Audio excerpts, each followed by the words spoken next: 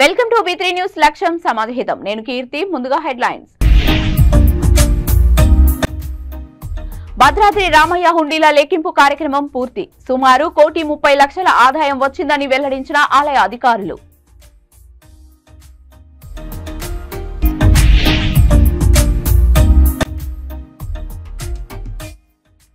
పెద్దపల్లి జిల్లా గోదావరి కన్లో కత్తిపోట్ల కలకలం. మద్యం మత్తులో కత్తితో తమ్ముడిని చంపిన అన్న.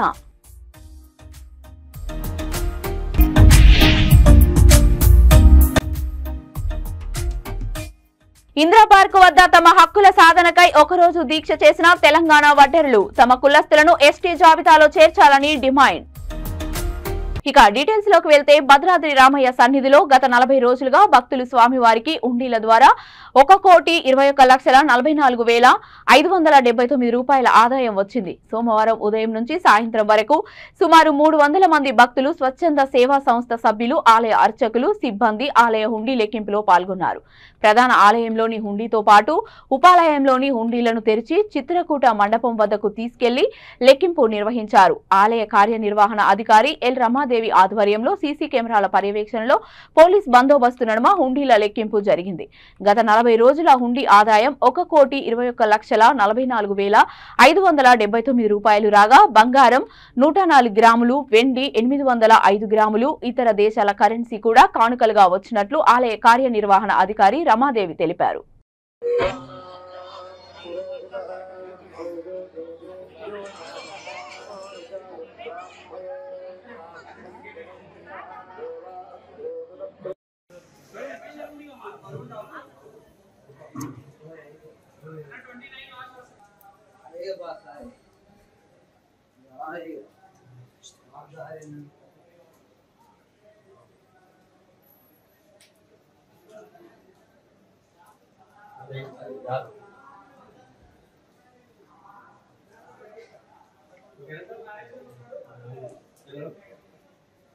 ఓకే 11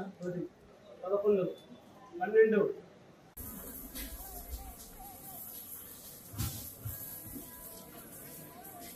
బండిల్స్ తెచ్చేవారు 150 బ్యాంకు వరకు వేయండి. టేబుల్ మీద 150 వేయండి. కింద 10, 20 ఈ పక్కన మా వేద పండితుల దగ్గర 500 2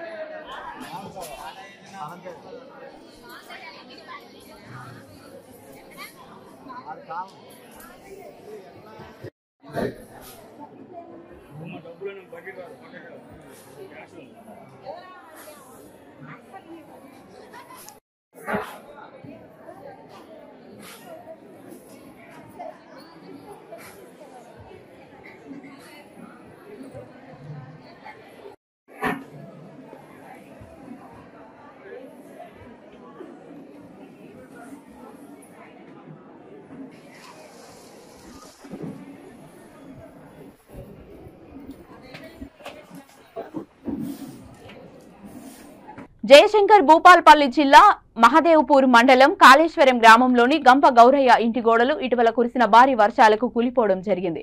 అలాగే అతని భార్యకు గత 5 సంవత్సరాలకు ముందు పక్షవాతం వచ్చి కాలు చేయి కూడా పని చేయకపోగా ఇంటి వద్దనే ఉంటుంది. ఒక ప్రమాదంలో గౌరయ్య ఎడమ చేయిని కోల్పోయాడు. వారి పరిస్థితి దయానీయంగా మారడంతో అప్పటి నుండి గౌరయ్య కాళేశ్వరం టెంపుల్ వద్ద భిక్షాటన చేస్తూ కుటుంబాన్ని పోషించుకుంటున్నాడు.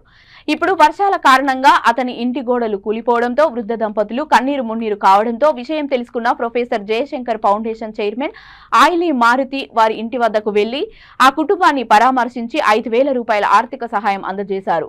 మీ కుటుంబానికి అన్ని విధాలుగా అండగా ఉంటారని భరోసా కల్పించారు. ఈ కార్యక్రమంలో ఫౌండేషన్ వర్కింగ్ ప్రెసిడెంట్ సాంబరాతి పోషణ, యూత్ ఇన్ఛార్జ్ చింతకింది రాజు, నెన్నాల మల్లికార్జున, సంతోష్ తదితరులు పాల్గొన్నారు.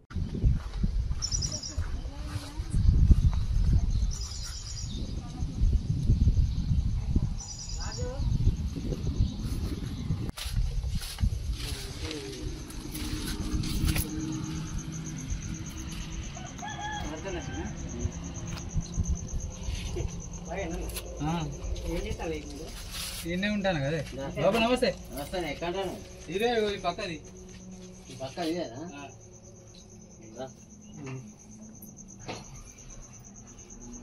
ఇట్లుండి ఒకటి ముసలాయన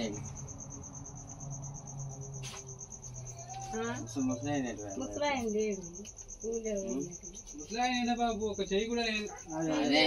పడితే మంచిగా ఉండాలి అట్లా పేపర్ పడితే ఇంకెవరైనా మనం చూసి మనం ఇచ్చిన గవర్నమెంట్ కూడా స్పందిస్తాం. అయ్యో కూడా చెప్తామన్నట గిట్లా గిట్లా గిది కదా.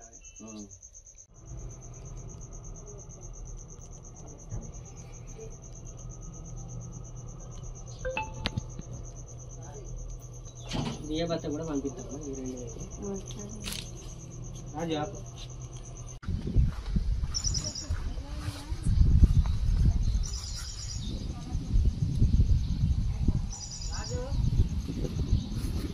పెళ్లి జిల్లా మహాదేవపూర్ మండలం కాళేశ్వరం గ్రామంలోని ఇప్పలబోరు వద్ద వీళ్ళు నిరుపేద కులానికి చెందిన వారు గత 5 రోజుల నుండి కురుస్తున్న భారీ వర్షానికి ఇల్లు కూలిపోవడం జరిగింది. అదేవిధంగా ఇతని పేరు గంప గౌరయ్య. ఒక సంవత్సరం క్రితం చెయ్యి కోల్పోవడం జరిగింది. అప్పటి నుండి గుడికాడ టెంపుల్ కాడ అడుక్కుంటున్న నిరుపేద కుటుంబం కాబట్టి భార్య కూడా పెరాలసిస్ వచ్చింది, పక్షవాతం వచ్చి 5 సంవత్సరాలు అవుతుంది మంచానికే పరిమితమైంది. కనీసం పింఛను కూడా రావడం లేదు. ఈ ఇల్లు కూలిపోవడం వలన మేము పేపర్లో న్యూస్ చూసి మా జయశంకర్ ఫౌండేషన్ నుండి వచ్చి 5,000 రూపాయల ఆర్థిక సాయమును ఒక రైస్ బ్యాగ్ ఇవ్వడం జరిగింది. అలాగే దాతలు కానీ గవర్నమెంట్ కానీ వీరిని పట్టించుకొని వీరికి ఏమైనా సహకారం చేయాల్సిందిగా కోరుకుంటాము.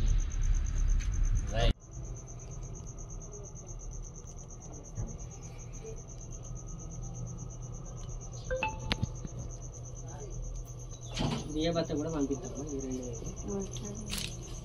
రాజు. పెద్దపల్లి జిల్లా గోదావరి కనిలో మద్యం మత్తులో అన్నదమ్ముల మధ్య ఘర్షణ చోటు చేసుకుంది.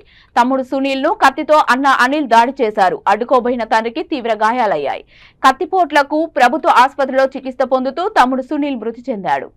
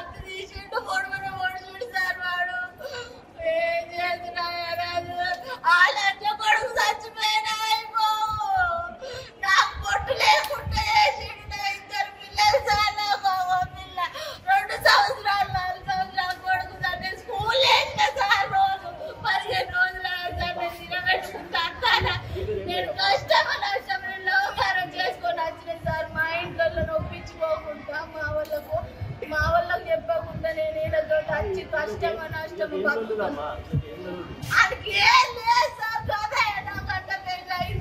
ఉన్నారు అదే కక్ష పెట్టుకున్నాడు సార్.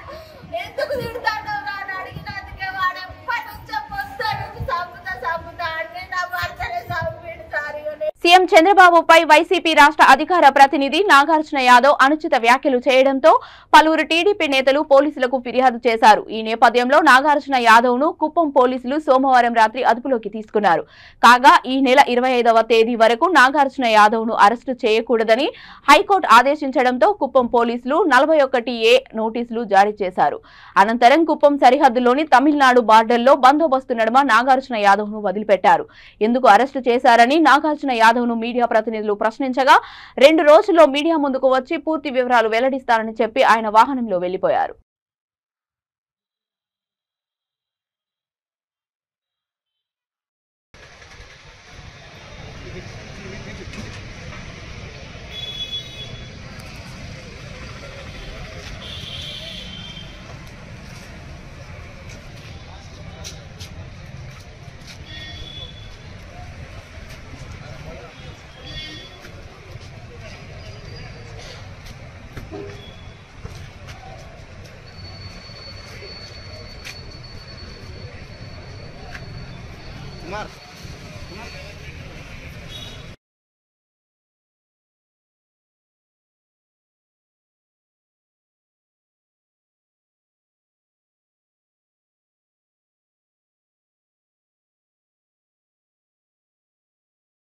రాబోయే అసెంబ్లీ సమావేశాల కంటే ముందే వడ్డెర కులస్తులను ఎస్టీ జాబితాలో చేర్చి కేంద్రానికి లేఖ పంపాలని, అలాగే వడ్డెర కార్పొరేషన్ను ఏర్పాటు చేయాలని రాష్ట్ర ప్రభుత్వానికి వడ్డెర సంఘం చారిటబుల్ ట్రస్ట్ చైర్మన్ శివరాత్రి ఐలమల్లు ప్రభుత్వానికి డిమాండ్ చేశారు.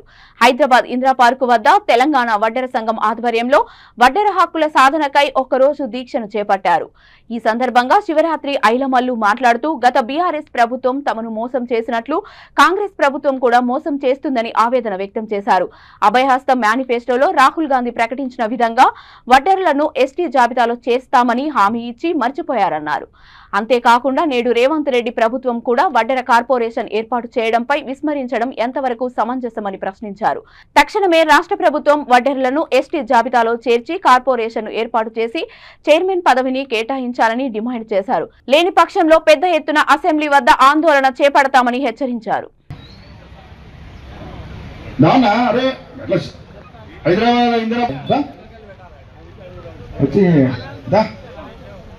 రెండే నిమిషాలు వచ్చి పచ్చగా వెళ్ళిపోదురా. ప్రభుత్వాన్ని మనం ఏ విధంగా ముందుకు పోతే బాగుంటుందని చెప్తురా.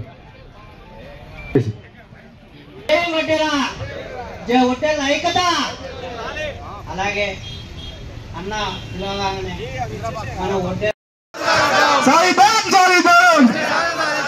ప్రభుత్వం వెంటనే వడ్డెర కార్పొరేషన్ ప్రభుత్వం వెంటనే వడ్డెర కార్పొరేషన్ జై వడ్డెర జై వడ్డెర శివరాత్రి మన నాయకత్వం శివరాత్రి మన నాయకత్వం వడ్డెర ఐక్యత వడ్డెర ఐక్యత ప్రభుత్వం వెంటనే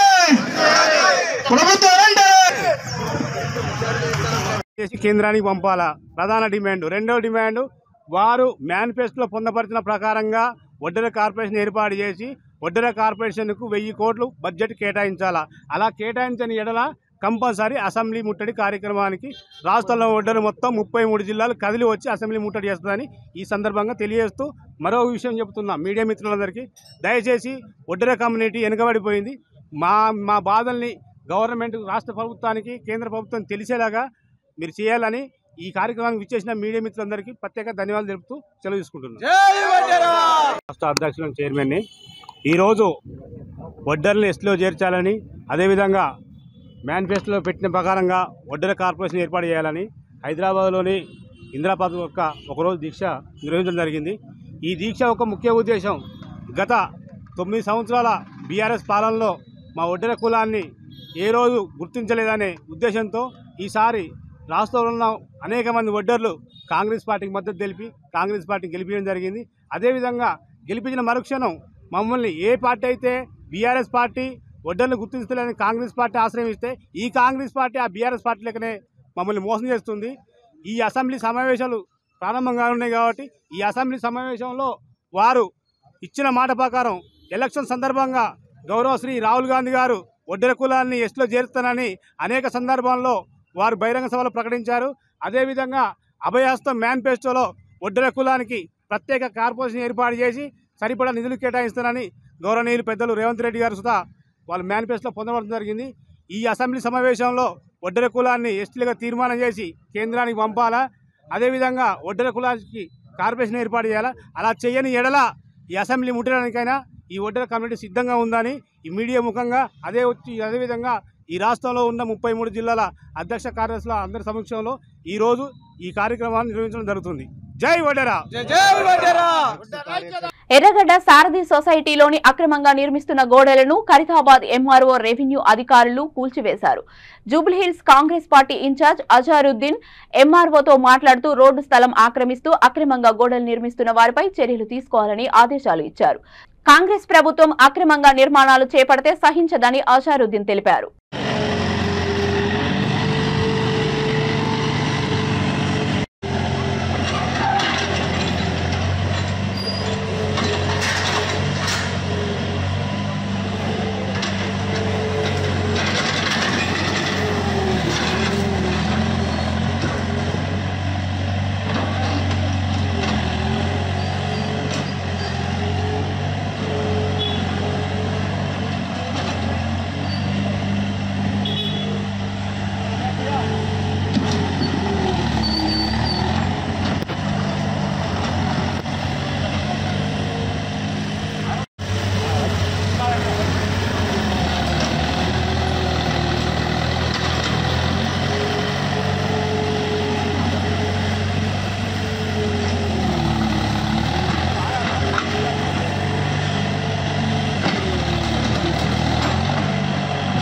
మధురనగర్ పోలీస్ స్టేషన్ సమీపంలో రహమత్ నగర్ బస్తీలో గంజాయి బ్యాచ్ మందు బ్యాచ్లు వీరంగం సృష్టిస్తున్నాయి. ప్రతిరోజు రాత్రిపూట స్థానికులు ఇబ్బంది పడుతున్నారు. మాకు రక్షణ లేకుండా పోతుందని ఆవేదన వ్యక్తం చేస్తున్నారు. ఇళ్ల ముందు అరుగులపై కూర్చొని గంజాయి మద్యం సేవిస్తూ మహిళలపై దుర్భాషలాడుతున్నారని, పోలీసులకు ఫిర్యాదు చేస్తే మీ అంతు చూస్తానని బెదిరిస్తున్నారని స్థానికులు వాపోతున్నారు. ఇప్పటికైనా పై అధికారులు చర్యలు తీసుకొని మా ఇళ్ల ముందు గంజాయి మద్యం సేవించే వారిపై కఠిన చర్యలు తీసుకొని మాకు రక్షణ కల్పించాలని మీడియా ద్వారా తెలిపారు. ఒక్కోసారి పెద్ద పెద్ద కేకలేస్తూ కొట్లాడుకుంటున్నారని తెలిపారు.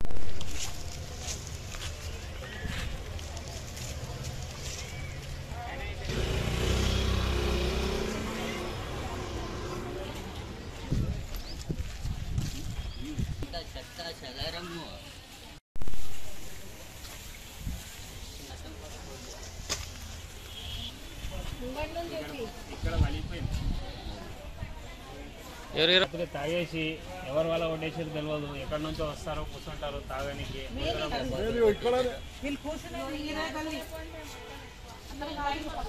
బాటలు తాగేసి అలా కొట్టేస్తారు.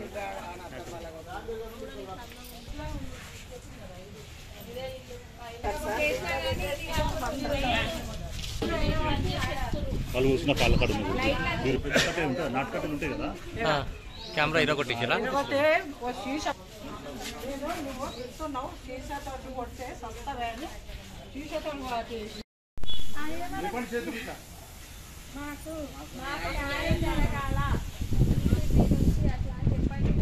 మాకు రేవంత్ రెడ్డి గారి నుంచి గంజాయి బాధ తగ్గుతుంది అనుకున్నాం. రోజు రోజుకు ఎక్కువైపోతుంది. ఆ బారి నుండి మమ్మల్ని రక్షించాలని మేము కోరుతున్నాం. మాకు న్యాయం కావాలి, మాకు న్యాయం కావాలి, మాకు న్యాయం కావాలి, మాకు న్యాయం కావాలి. ఎంతమంది ఇట్లా అనుకోని ఇట్లా అనుకోని అదేందో ఏమో సార్ అక్క అని నేను అన్నాను. ఇంకేం మాట్లాడతలేదు, మేము డోర్ తీస్తలేదు. వాళ్ళు ఏం గలాట్ చేసుకున్నా మాకు వేరే ఊరు కదా. డ్యూటీకి పోయేటప్పుడు 5 గంటలకే వాకిలు తీస్తున్నాం. టీం కూడా. బులెటిన్ ముగించే ముందు హెడ్లైన్స్ మరొకసారి. భద్రాద్రి రామయ్య హుండీల లెక్కింపు కార్యక్రమం పూర్తి. సుమారు 1,30,00,000 ఆదాయం వచ్చిందని వెల్లడించిన ఆలయ అధికారులు.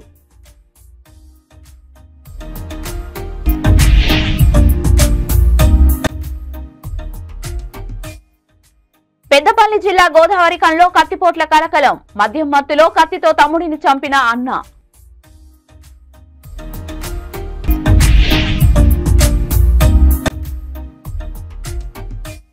ఇందిరా పార్క్ వద్ద తమ హక్కుల సాధనకై ఒకరోజు దీక్ష చేసిన తెలంగాణ వడ్డెరులు తమ కులస్తులను ఎస్టీ జాబితాలో చేర్చాలని డిమాండ్.